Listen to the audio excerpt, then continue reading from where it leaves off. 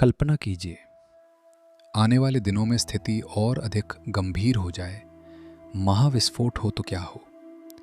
जब आकाश में दो ऐसे ग्रह मिल जाएं जिनका संबंध अग्नि और महाविस्फोट से हो, और दूसरे का संबंध विश्व में हवा से फैलने की तरह काम करें, तो क्या होगा।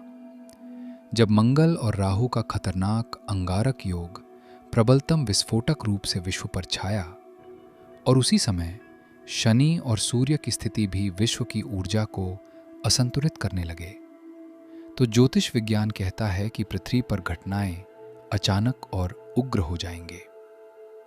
13 मार्च 2026 को लगभग 11:15 पर ग्रहों की स्थिति एक ऐसे बिंदु पर पहुंची, और आपने देखा होगा कि 11 से लेकर विश्व में युद्ध किस प्रकार की तेजी और महाविस्फोटक स्थिति का निर्माण हो चुका है।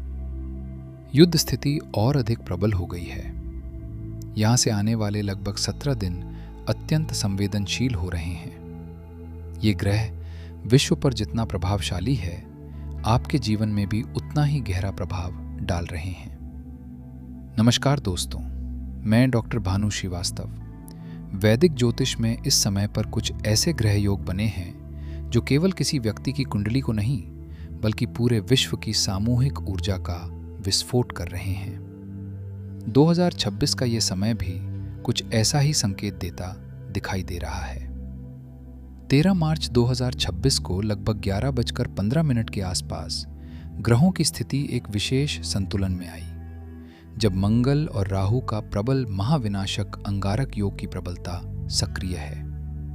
ज्योतिष में मंगल को अग्नि, युद्ध, ऊर्जा और साहस का ग्रह माना जाता है। वहीं राहु को भ्रम, असंतुलन, अचानक घटनाएं और विस्फोटक परिस्थितियों का कारक माना जाता है।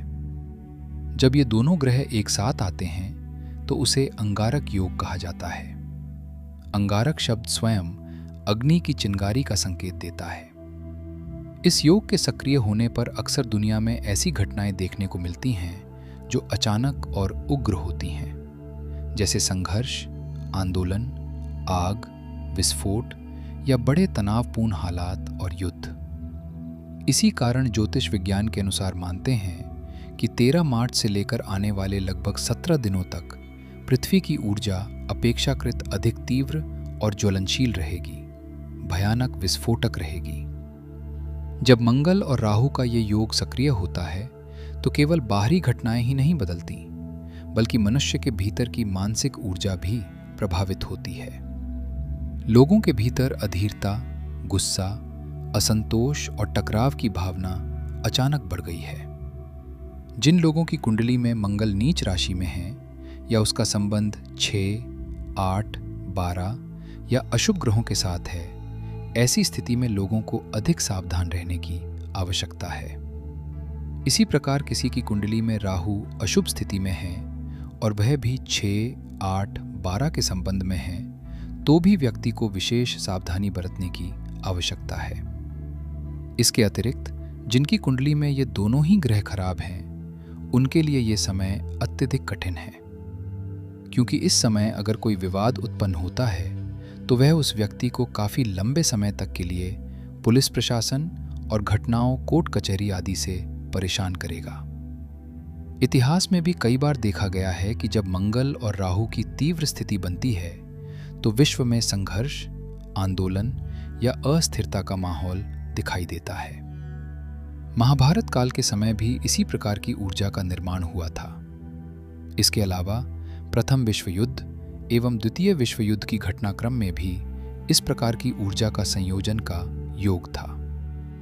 वैदिक ज्योतिष के अनुसार आने वाले कुछ दिनों में कुछ तिथियां विशेष रूप से संवेदनशील रहेंगे।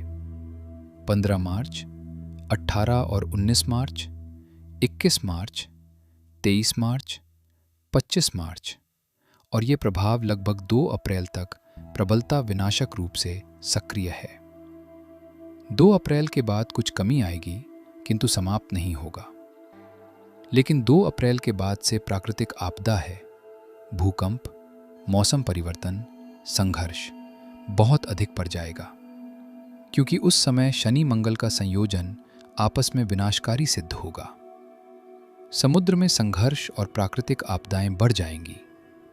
पृथ्वी के नीचे ऊर्जा परिवर्तन से भूकंप और मौसम परिवर्तन, ऊर्जा संघर्ष आदि बढ़ जाएगा।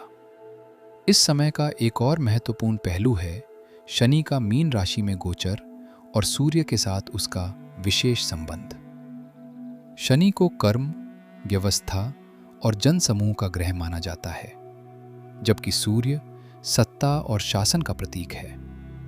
जब ये दोनों ग्रह विशेष स्थिति में आते हैं तो अक्सर सरकार, नीतियों और जनता के बीच तनावपूर्ण परिस्थितियां बनने लगती हैं। विशेष रूप से 25 मार्च के आसपास ऐसी स्थितियां बन सकती हैं जहां कुछ नीतिगत निर्णय या सामाजिक घटनाएं जनता में असंतोष या उग्र प्रतिक्रिया पैदा कर सकती हैं। हालांकि भारत की राष्ट्रीय कुंडली को देखने पर यह संकेत मिलता है कि भारत की स्थिति अपेक्षाकृत संतुलित रह सकती है और बड़े युद्ध जैसे हालात में सीधे शामिल होने की संभावना कम दिखाई देती है।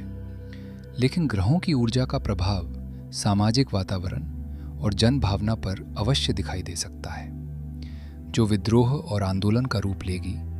ग्रहों की उग्र स्थिति केवल मानव समाज तक सीमित नहीं रहती। कभी कभी प्रकृति भी इस ऊर्जा को अलग अलग रूपों में प्रकट करती है, जैसे समुद्र में हलचल, तूफान, आग या अन्य प्राकृतिक असंतुलन। ये सब 2 अप्रैल के बाद प्रबलता के साथ होगा। इसलिए आने वाले लगभग 1-2 सप्ताह को संयम और सावधानी का समय माना जा रहा है। लेकिन ज्योतिष केवल भय या चेतावनी देने का विज्ञान नहीं है, ये संतुलन के उपाय भी बताता है। ऐसे समय में मन की शांति सबसे बड़ा उपाय माना जाता है। यदि व्यक्ति स्वयं को शांत और संतुलित रखता है तो वो ग्रहों की उग्र ऊर्जा से काफी हद तक बच सकता है। हालांकि व्यक्तिगत कुंडली के हिसाब से उपचार अधिक उपयुक्त होते हैं, क्योंकि किसी की कुंडली में मंगल और राहु अगर विकराल स्थिति में होंगे, उनके लिए ये समय काफी कठिन और चुनौतियांपूर्ण होगा। उनके आसपास कलेश, गृह युद्ध, लड़ाई, तनाव आदि अधिक होगा। किंतु ये उपचार आपको सभी प्रकार की परिस्थितियों में लाभ पहुंचाएंगे।